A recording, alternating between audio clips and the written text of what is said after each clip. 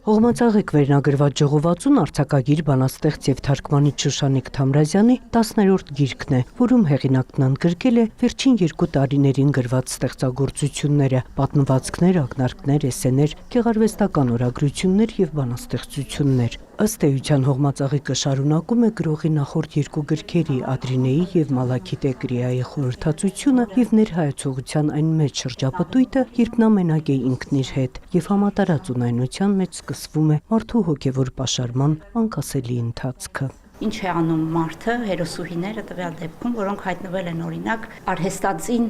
աշխարհի, արհեստածին եւ կեղծ Սարքովի իրողությունների շուրջ կալուն ակցիանում։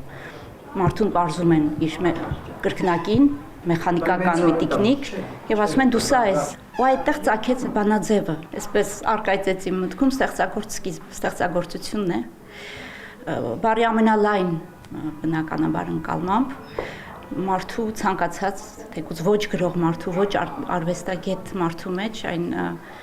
ազատ եւ կենսաթրթիր տաղանդը, որի մասին օրինակ խոսում է Պաստեռնակը։ Շուշանիկ Թամրազյանն անհավանականորեն գեղեցիկ փոխաբերություններով եւ նրբագեղ նկարագրություններով հյուսում է հիշողությունների իր պատկերաշարը, որն անտեսանելի թելերով կապվում է նրա անցյալին, մանկությունից փայփայած հուշերին եւ մարդու մեկուսացման, հոգեվոր ամայացման եւ բարոյալքման հաղթարշավին նա հակադրում է հոսանքին հակառակ գնալու եւ հաղթելու իր տարբերակը, որի օրինակներն ի սկզբանե տեսել է հենց իր ընտանիքում։ Ունեցել եմ օրինակներ։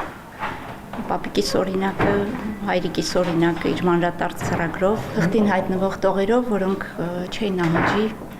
եւ ոչ մի ճգնաժամային իրադրության մեջ եւ օրհասի պահին եւ ամենածանր փորձության պահին անգամ։ Գիրքն ըստ էության դրամատիկ զարգացումների եւ փրկության ելքերի տենդագին փնտրտուքի պոետիկ արձանագրումների մի ամբողջություն է եւ հեղինակը փրկության եզրը գտնում է իր իսկ ստեղծած բանաձևում։ Այդպիսի մի բան մշակեցի ինձ համար, կարելի է ասել բանաձև, ամեն օր մի տող, եթե բախտս բերի մի բանաստեղծություն, եւ հավատացեք դա էր, որ ինձ փրկեց։